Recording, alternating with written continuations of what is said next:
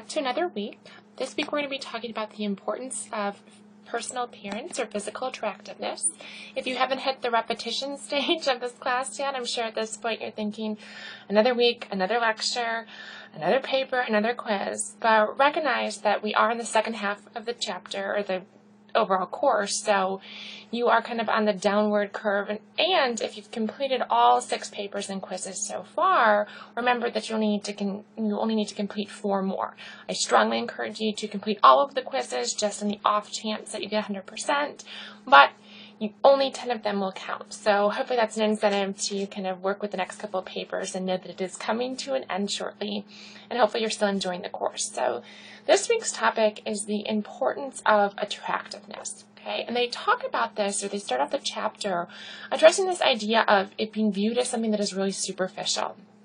And if you've ever been judged on your personal appearance or judged other people on the way that they look, you do kind of feel that way, that it's superficial, that you are not judging them on who their true character is. You'll find in this chapter that there's a lot of links between our physical attractiveness and physical appearance and people's perceptions, but also our own behavior and the way that we look at ourselves. So the role of our attractiveness or appearance is incredibly important in a communication sense, although it's not always fair given that it is culturally defined. What research has found is that attractive people are liked more, they get better jobs, they have a higher self-concept, they have more social power. There are a number of links that connect attractiveness with the positive. At the end of last semester in the fall, around the end of December, there was an article that came out that looked at all of the benefits of being attractive.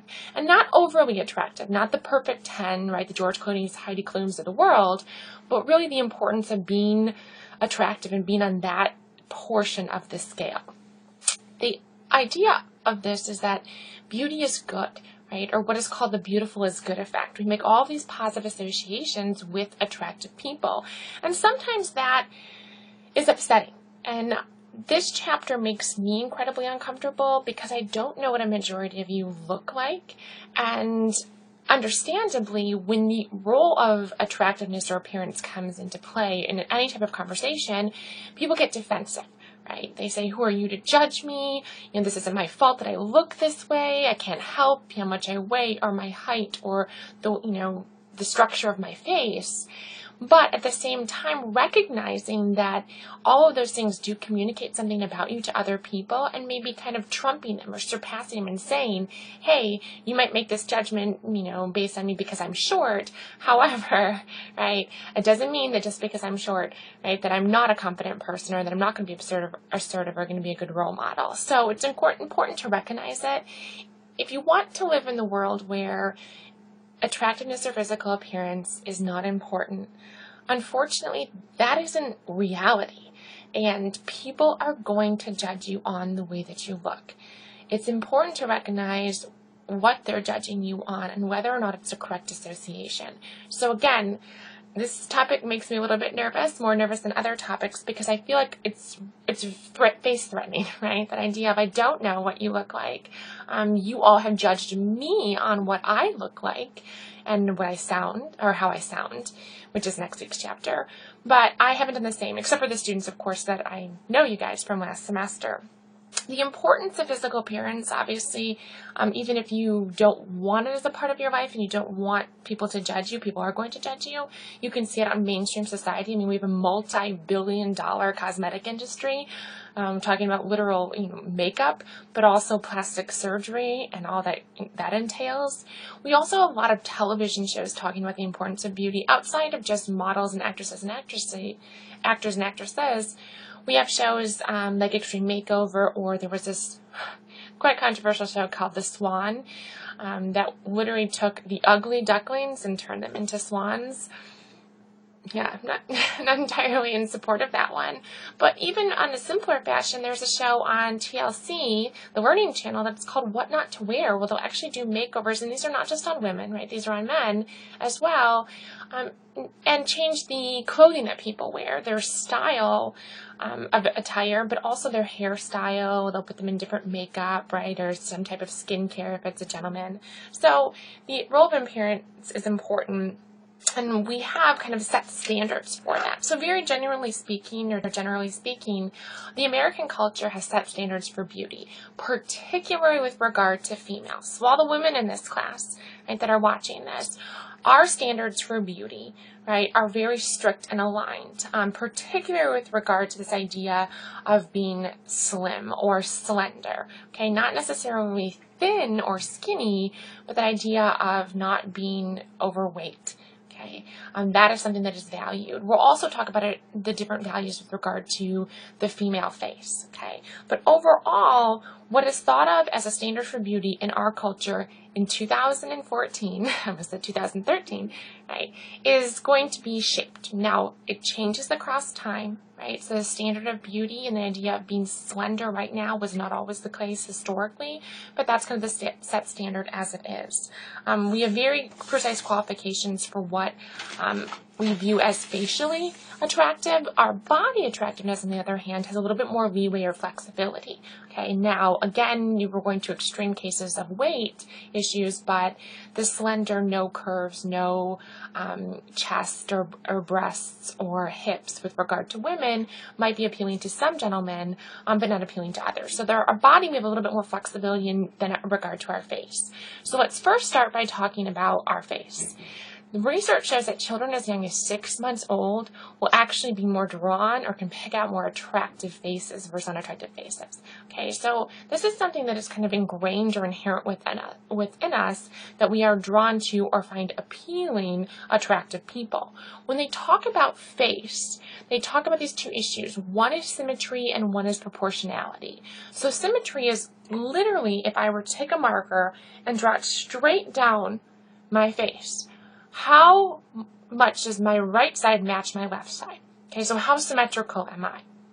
Now, some people will say, well, obviously if one eye is lower than one another, right, then I'm very asymmetrical. But often the case of symmetry is very small things, right? So it's going to be the width of our eye, the size of our nostrils, sorry if that was a little bit too close, right? Our lip structure, our ears, to all determine whether or not we're symmetrical from left to right.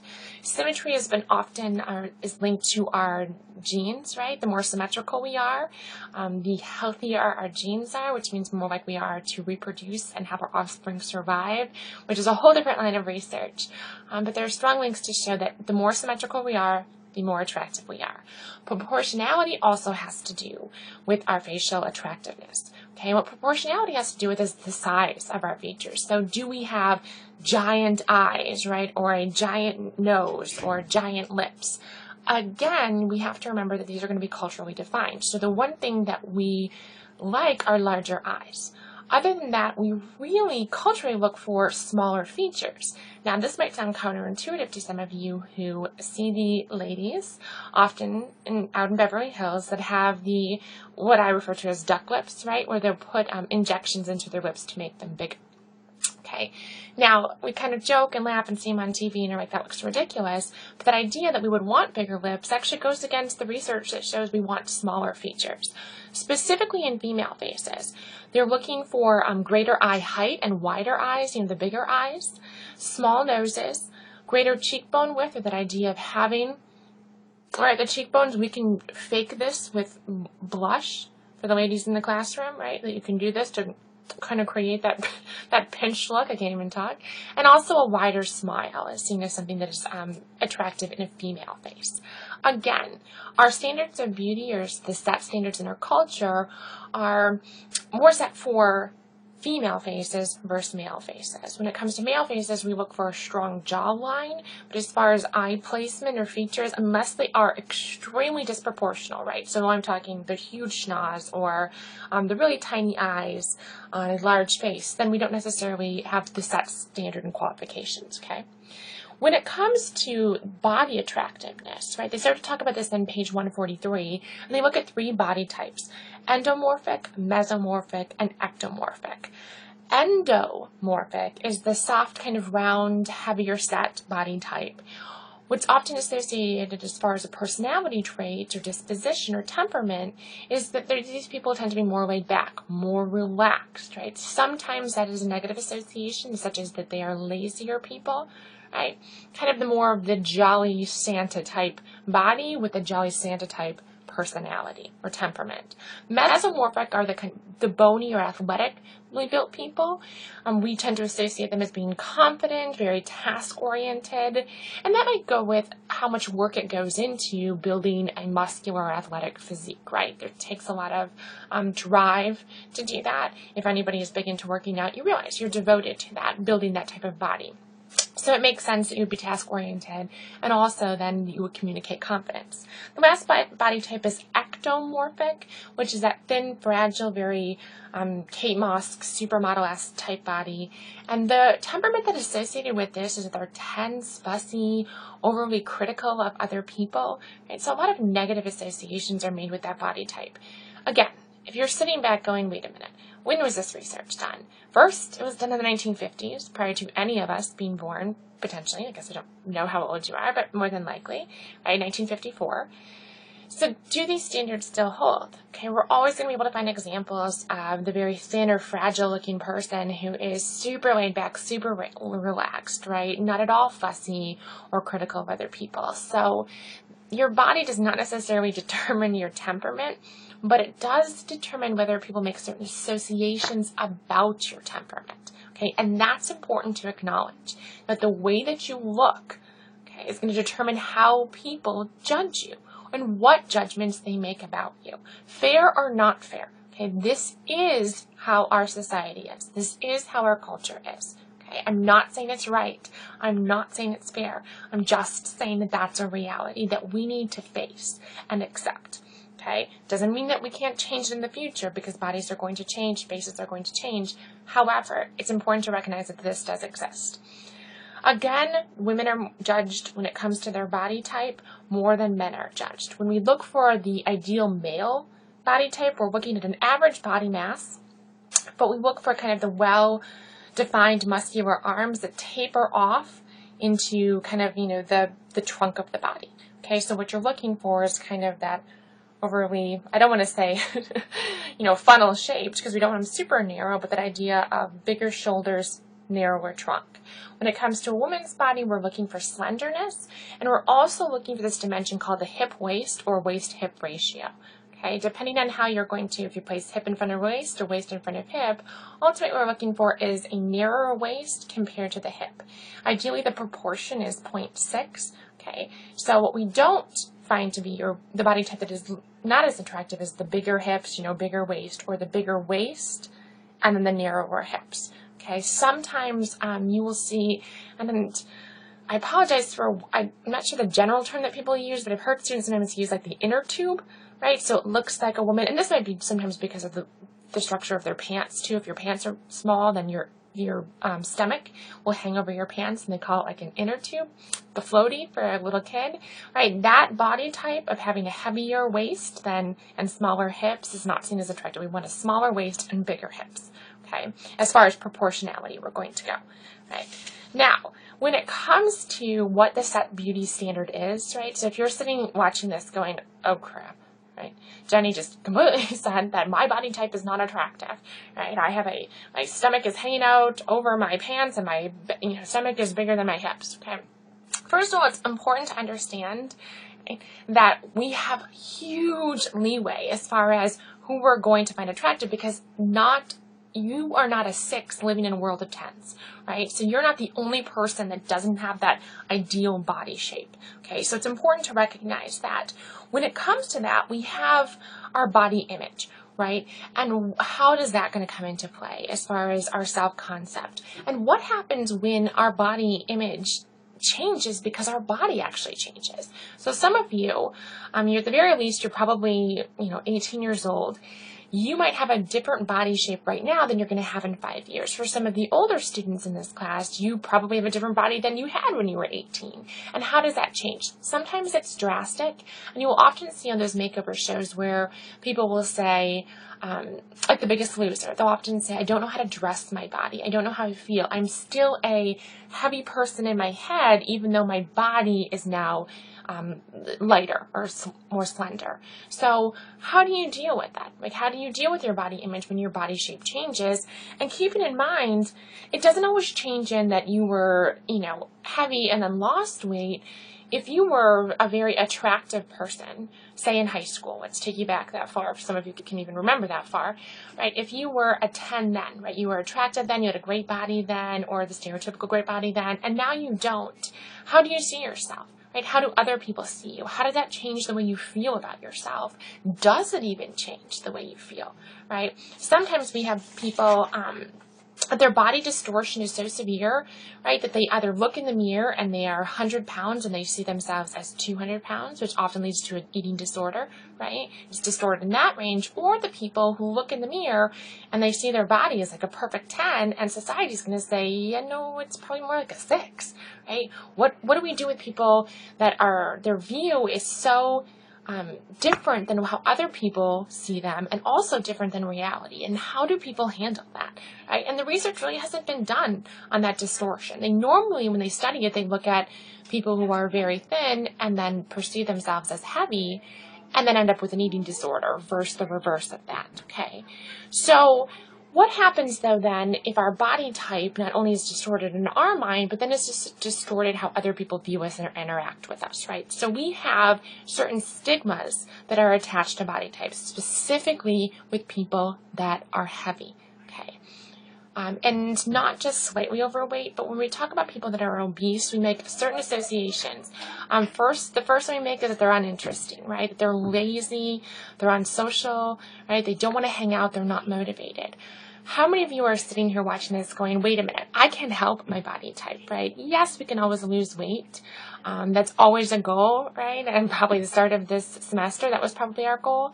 But that idea that we have certain body structures or weights, and it's difficult to lose that. And often it's genetically linked, right? So if our parents are heavier, right, we might have been heavy since a child. It's a lot to overcome. Same thing goes, though, if you flip it to being really skinny. Okay, so we often think that skinny people they're healthy, they're energetic.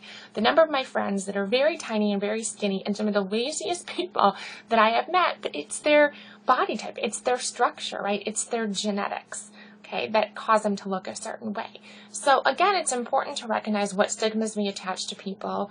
Are we really recognizing them for the truth behind them? And also, are we beating ourselves up about what our body looks like and how important of a role that plays in? Yes, I've said it's important. Yes, I think we need to recognize that people judge us on our face and on our body and on our physical attractiveness. But again, there are going to be other factors that come into play that people can make different associations about. So I don't want this lecture to be that idea of, well, wait a minute, no one's going to love me if I don't fit the standard of beauty. Like, absolutely not. In fact, on page 148 and 149, they start to talk about this issue of that we don't live in a world of 10s. So you don't have to be a 10 to end up, in a romantic relationship. They have what is called the matching hypothesis. What this matching hypothesis is the idea that whatever you are on a scale of 1 to 10, 10 being smoking hot, right, and 1 being not attractive in the least bit. Okay, wherever you fall on that category, you will then seek out romantic partners and even friends that fall about the same category. So if you label yourself as a 6, you will go out looking for a 6, or you will end up marrying or in a long-term relationship with a 6. Okay, same thing even with your friends group. We tend to hang out with people who are of similar attractiveness as we are. Okay. Now, some of you are saying, no, I have been to a mall, I have been downtown, I have looked at couples, and I've absolutely seen the case where you see, what I call the Melania Trumps and the Donald Trumps, right? Smoking hot, not incredibly attractive. As in, Melania smoking hot, Donald is not incredibly attractive. My opinion, socially, okay, would be the same opinion. What happens in those situations is that something else trumps, sorry for the pun, attractiveness. And in the case that Donald has money, right, he has a different resource. So we will see an incredibly attractive woman with a less attractive man. Also, right, we've seen the reverse of there are other resources that come into play, right? Age could come into play, personality, right? It's not just about income. In the end, yes, we may end up with somebody who is of similar attractiveness than we are, okay? But at the same time, there's other factors that are going to come into play on who we're choosing our spouses. People like to downplay the role of attractiveness. You'll often hear, or you may have experienced yourself, that when people get married, they tend to not work on their physical appearance as much because it shouldn't matter anymore, right? I've landed my husband. It doesn't really matter what I look like anymore. I don't need to work on my body. I don't need to, put on makeup anymore because he really loves me for who I am.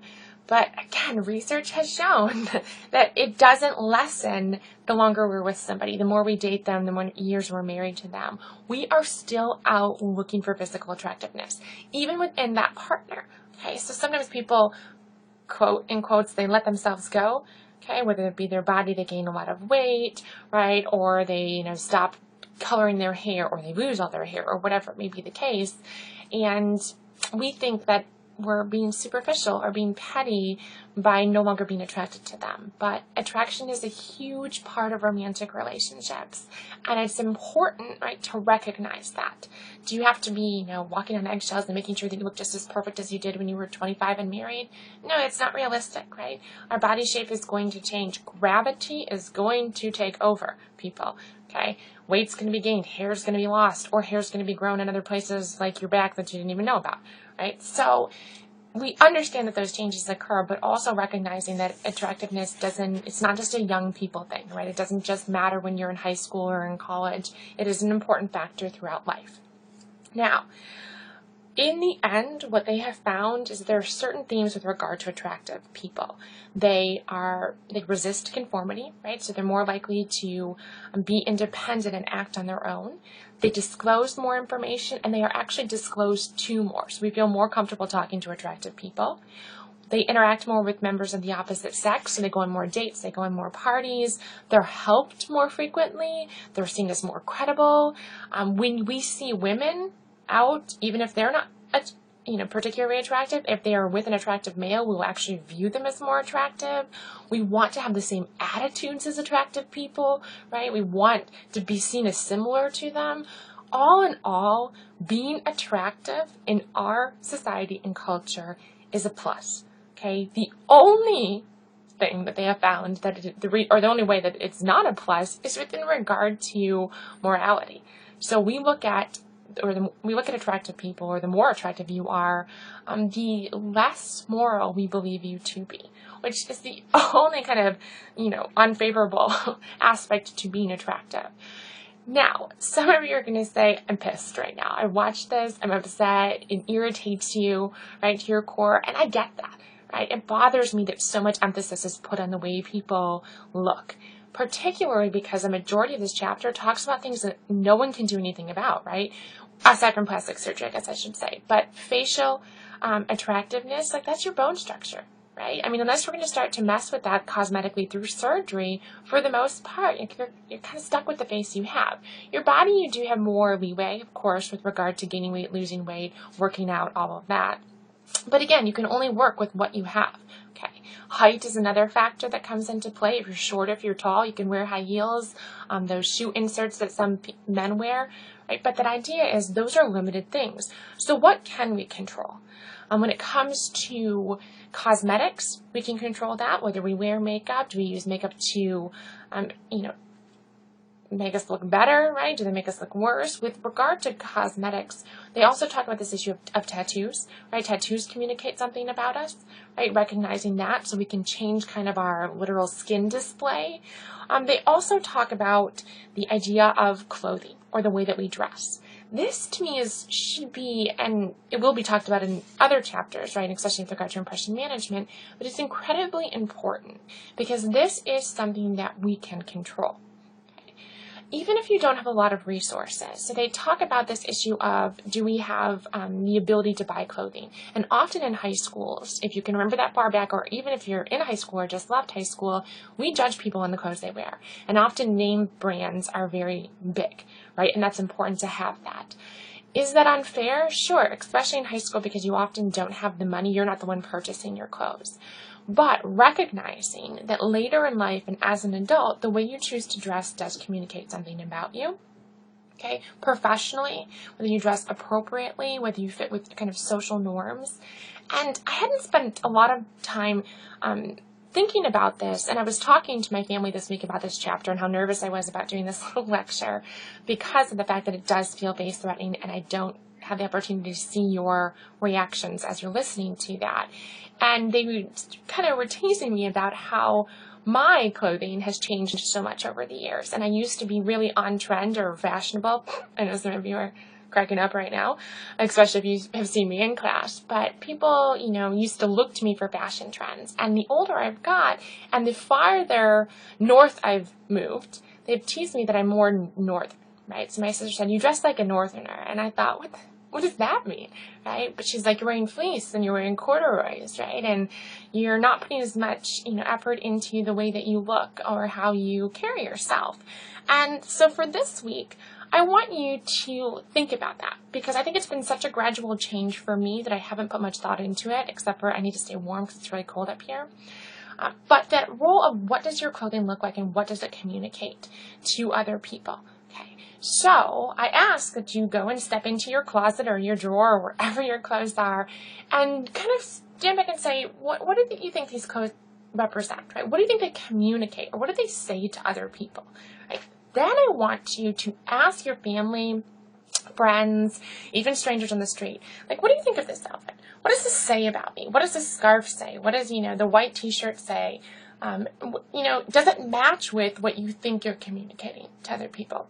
Okay. Again, those messages might not match. Please ask for honest feedback from your friends and family. This is not meant to make you feel poorly about the way that you dress. This is not meant to make you feel like I don't have enough resources to dress nicely. Okay, you can and do choose the clothes that you put on your body every single day, no matter what your income level is. So if you shop at the Salvation Army or the Goodwill, which I've been to many times, there is a huge discrepancy in the type of clothing there. Okay, from terribly outdated to vintage to, very plain to very loud. Okay, all within different, dollar amounts. So remember that even with limited resources, we still have the ability to choose which clothing we put on our body, right? You could be a white t-shirt and jeans every single day kind of person, or you can be somebody who likes to wear multiple different types of outfits, right?